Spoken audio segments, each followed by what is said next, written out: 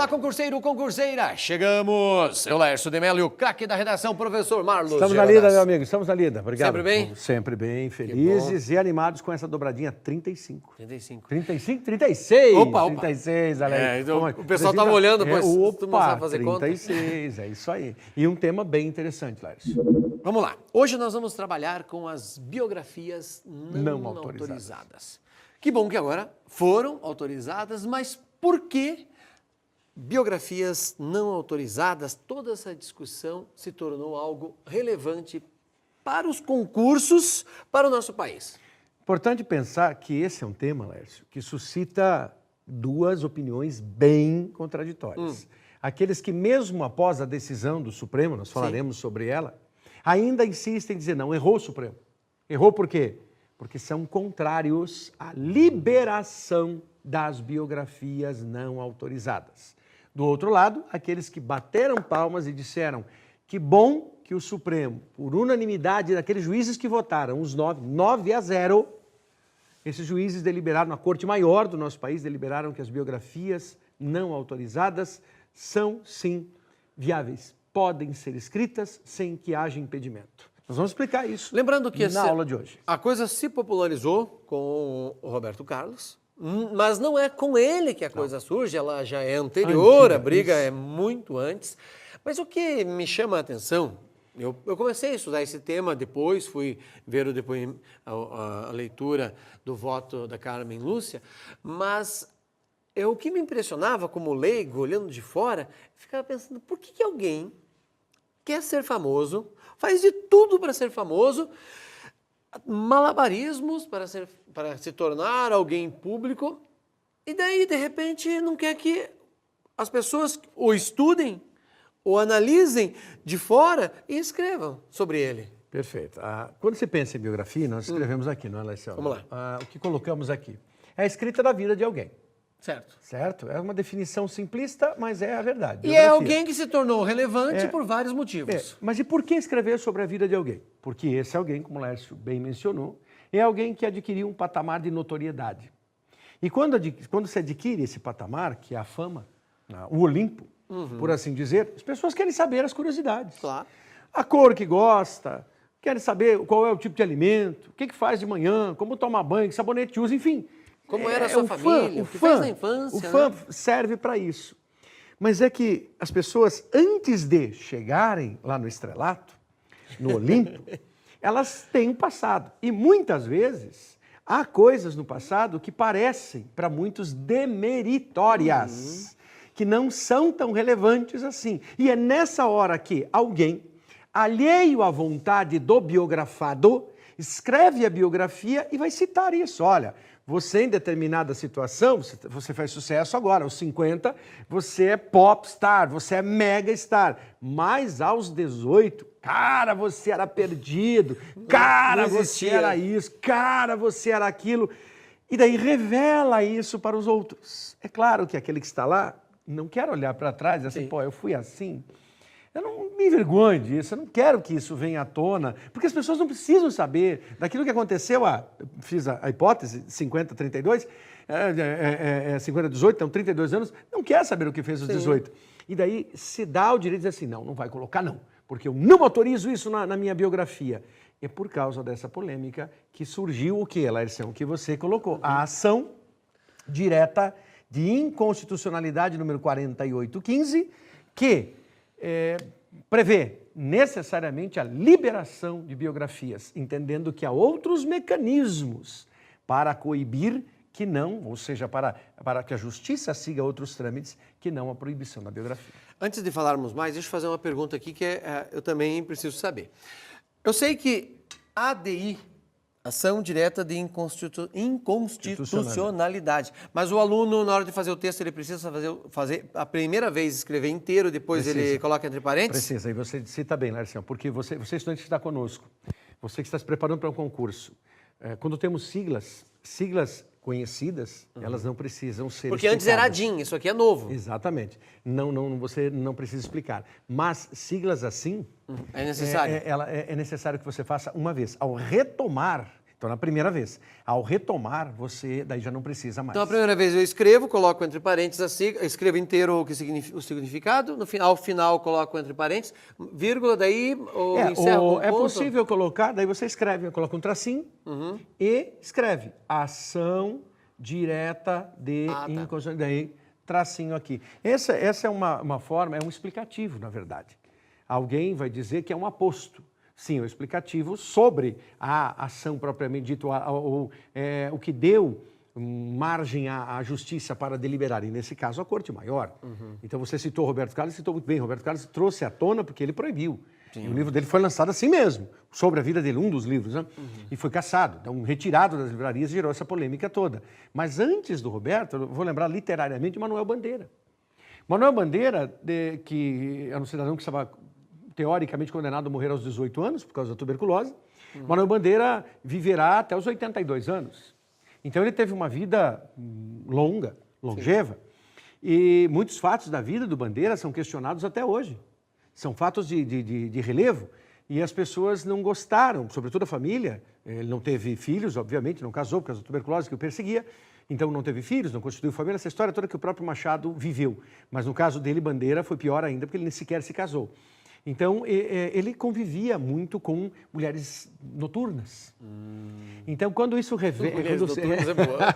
quando isso se revela na biografia dele, mulheres que têm trabalhos mais profícuos à noite, a familiares não gostam.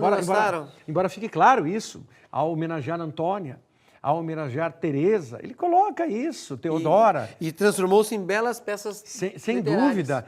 Inventei, por exemplo, o verbo te adorar, te adoro, Teodora, que é intransitivo esse verbo. Então, ele brinca com as coisas. Mas na biografia dele, essa citação não foi bem-vinda, e a citação de que ele teve um sério envolvimento com drogas também não foi bem-vinda. Por quê? Porque as pessoas dizem, mas o Bandeira era também um drogadito, o Bandeira era um dependente químico.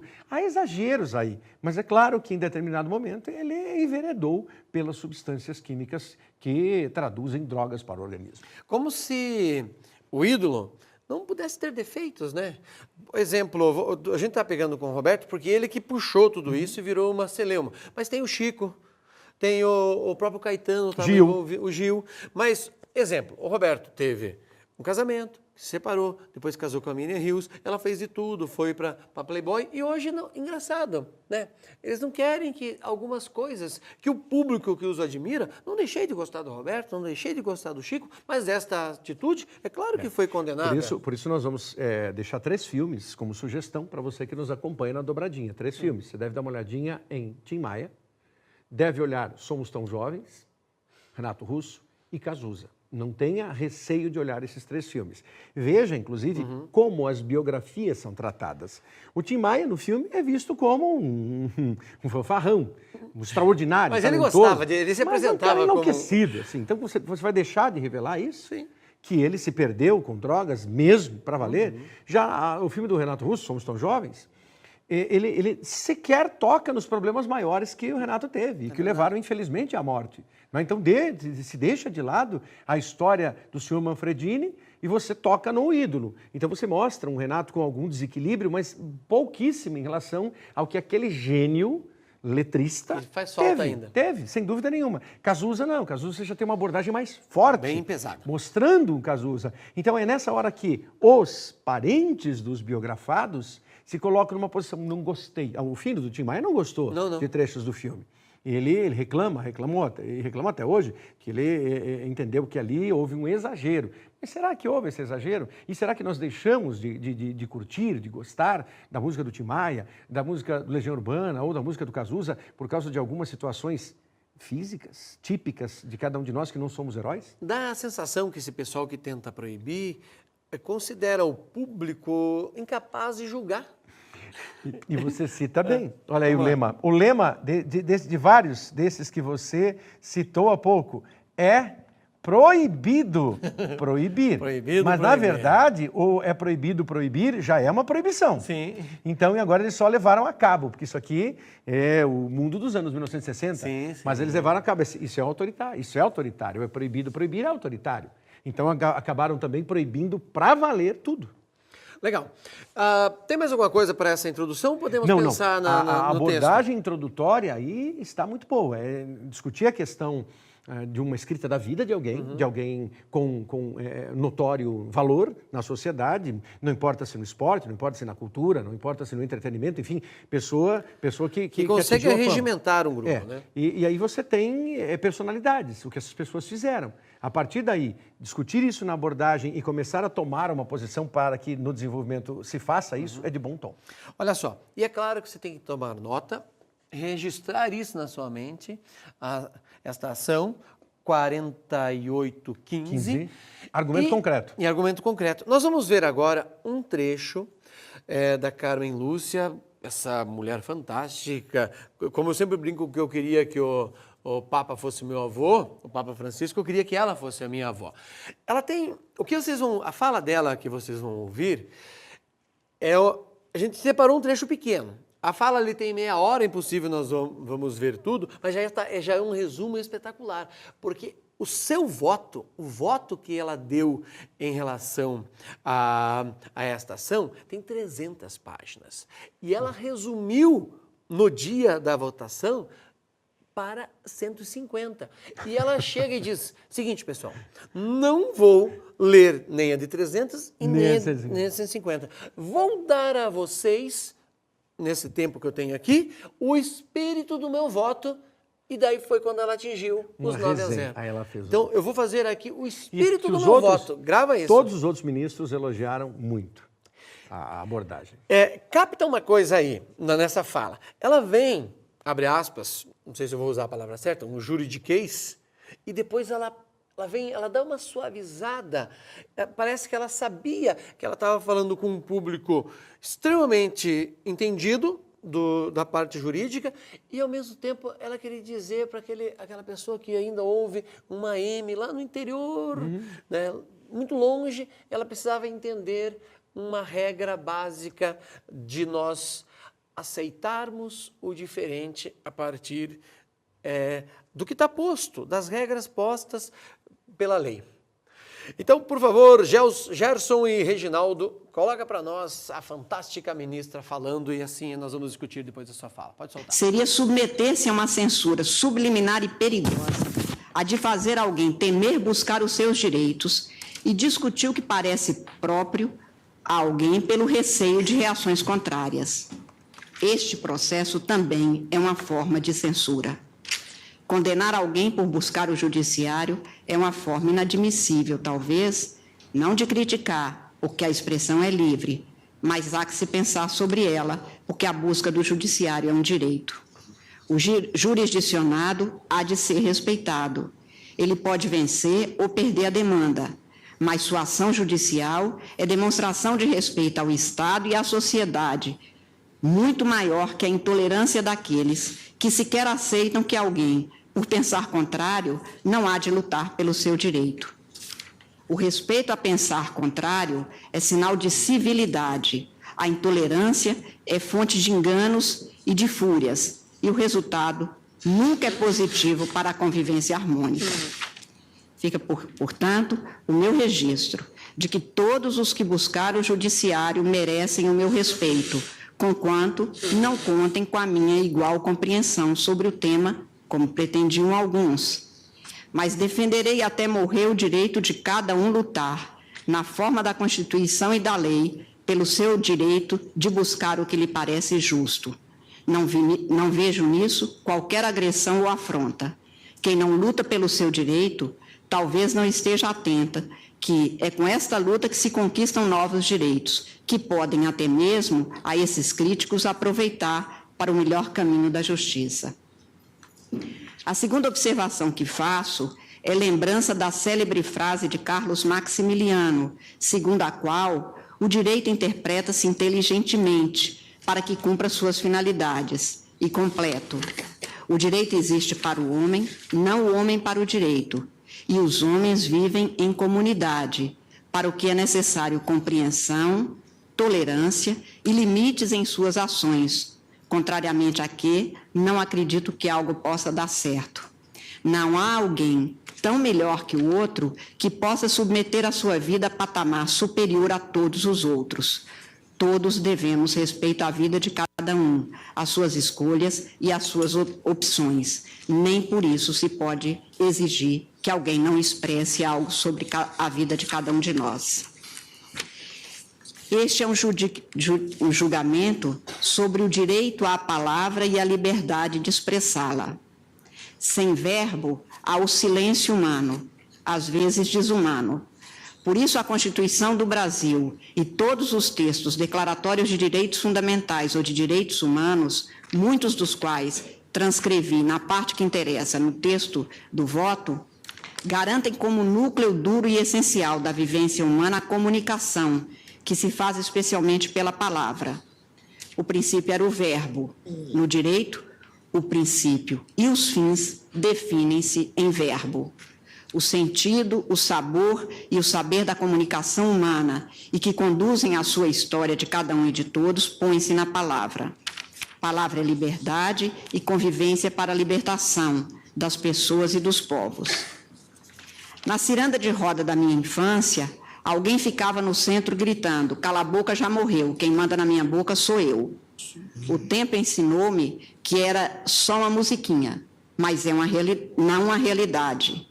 Tentar calar o outro é uma constante, mas na vida aprendi que quem por direito não é senhor do seu dizer, não se pode dizer senhor de qualquer direito. Também aprendi que a vida conjuga-se no plural. A garantia de falar do outro que me cumpre hoje. Espetacular esta fala. Fala adequadíssima. Não podemos calar o outro. Não, porque esse tema envolve o quê, Laércio? Liberdade de expressão, o direito de se pronunciar. E se eu me pronunciar com exagero, há outros mecanismos legais para o direito à resposta, à retratação, mas não o cala a boca. Olha só, não cala a boca. Alguns vão dizer, mas daí ele já publicou, já falou a mentira. E, seguinte, a nossa Constituição garante que você possa fazer o recurso. Agora, ninguém vai falar mal de um desconhecido. Vamos fazer um livro sobre mim. Não vai resolver nada, não vai vender nada. Nenhuma editora vai perder tempo sobre isso. E nenhuma editora vai se preocupar, né? Não, o Marcos ainda vai ter... nada, é longe. Olha só, uma editora não vai querer, quando pega um texto para publicar, se ela olhar ali, pera lá, esse autor está exagerando, ela sabe que ela vai ter um processo pesadíssimo sobre ela não vai arriscar. Não. Né? Quando foi dado o direito de fazer as biografias, não foi dado o direito de falar besteira, de falar mal de alguém. Perfeito. É isso que tem que ficar claro também. Então, esse é um tema extremamente oportuno. Agora você diz assim, não, então parece que vocês estão induzindo para que nós sejamos, para que coadunemos com os ministros e sejamos favoráveis a essa liberação.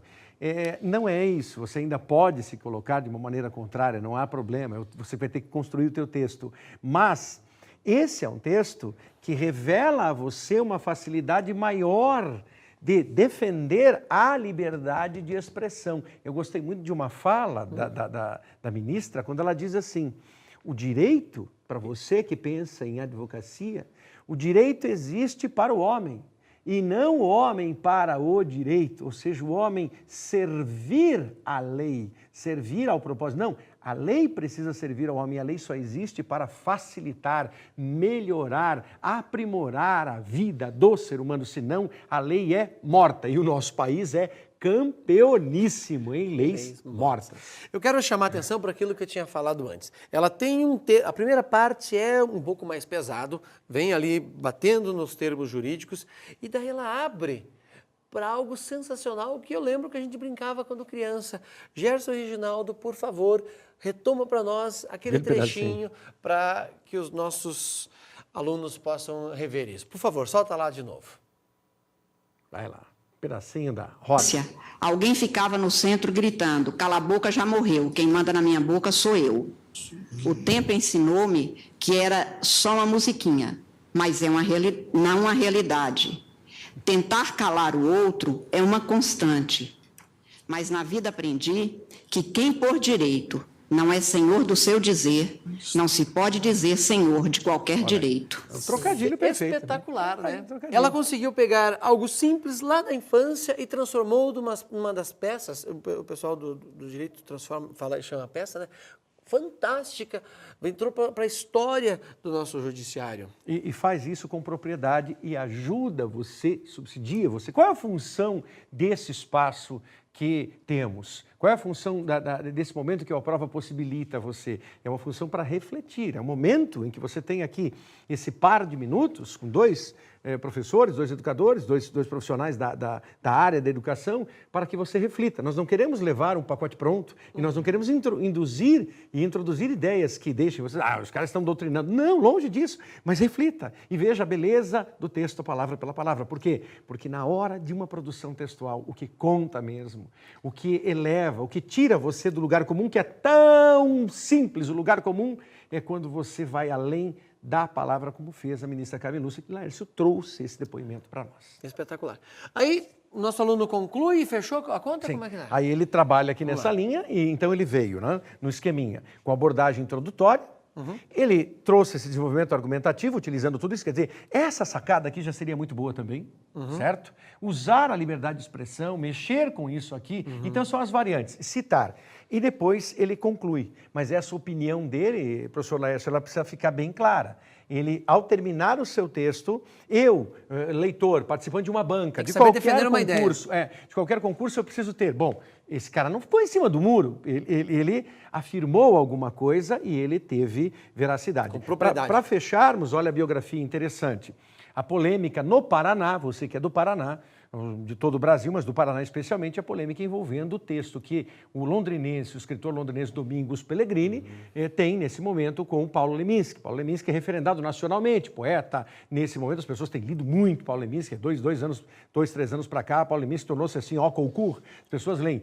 Na biografia dele, escrita pelo amigo Leminski, a família questiona o exagero do Pellegrini, porque na visão dele, o Domingos Pellegrini maculou demais a imagem do Leminski, mostrando um homem pervertido em álcool, em drogas e na própria desorientação como pai, como chefe de família, porque ele ignorava a família padecia necessidades financeiras, porque ele enveredava pelos caminhos do alcoolismo. Então, nessa vertente, a família não queria que fosse revelada. Mas aí existem outros trâmites, outros encaminhamentos. Legal. Falou, amigão? Fechamos a conta, então? Fechamos, então. Dobradinha 36. Grande abraço, a gente se vê na próxima. Até a próxima. Valeu, meu amigo.